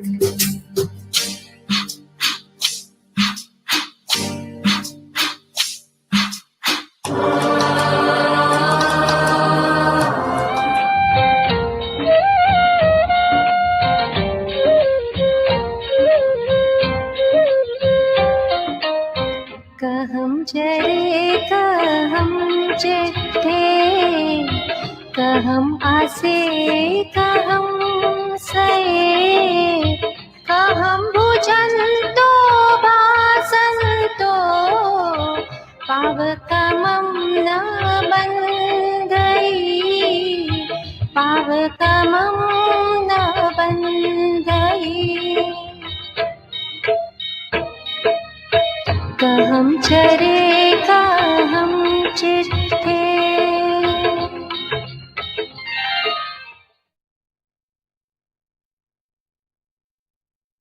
શિષ્ય ભગવાનને પૂછે છે, હે ભગવાન, મારે કેમ ચાલવું, કેમ ઊભું રહેવું, કેમ બેસવું, કેમ સૂવું, કેમ ખાવું અને કેમ બોલવું, કે જેથી પાપ કર્મ બંધાય નહીં?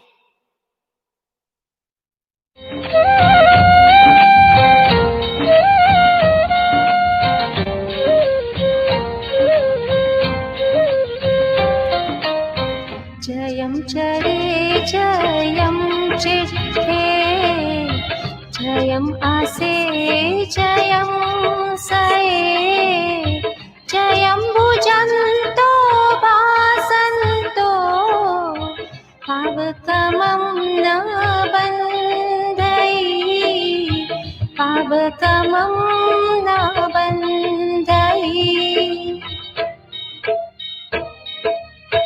जयं चरे जयं चित्ते।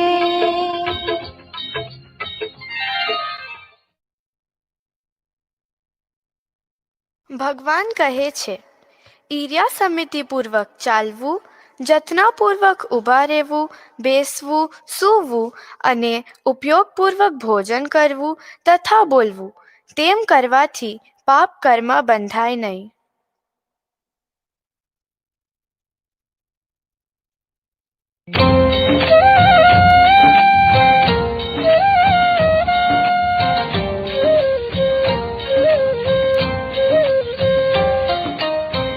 सर्वे जीवा विच्छन्ति जीवितुं न मरिच्युं तं हा पाण्डवं घोरं निकन्थावचयन्तीणं निकन्थावचयन्तीणम् सर्वे जीवा विच्छन्ति.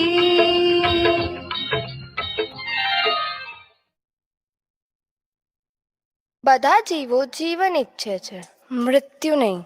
તેથી જીવ હિંસાને ભયાનક સમજીને વિવેકી પુરુષ એનો ત્યાગ કરે છે.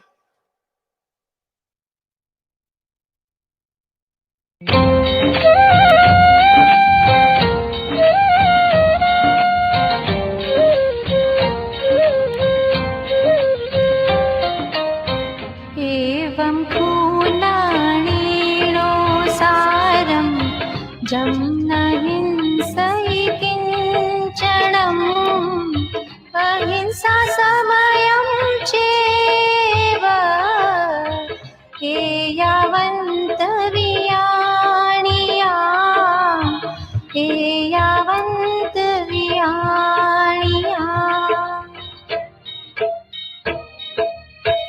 एवं खूनाणीनो सारम्.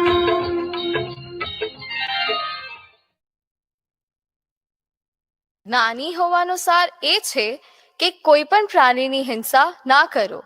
આટલું જાણવું બસ છે કે સમતા એ જ અહિંસા છે.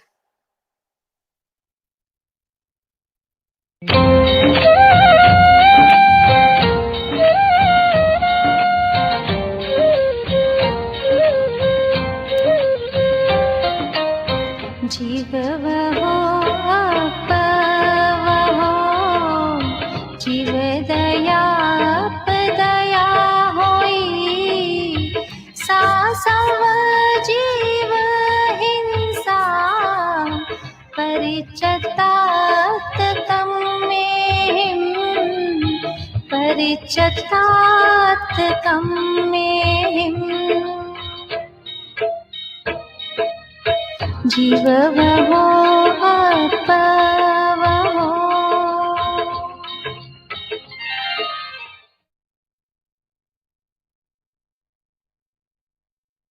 જીવ હિંસા આપણી પોતાની જ હિંસા છે. જીવ દયા આપણી પોતાની જ દયા છે. આ દૃષ્ટિકોણ લક્ષ્યમાં રાખી આત્માર્થી સાધકો હિંસાનો સર્વથા પરિત્યાગ કરે છે.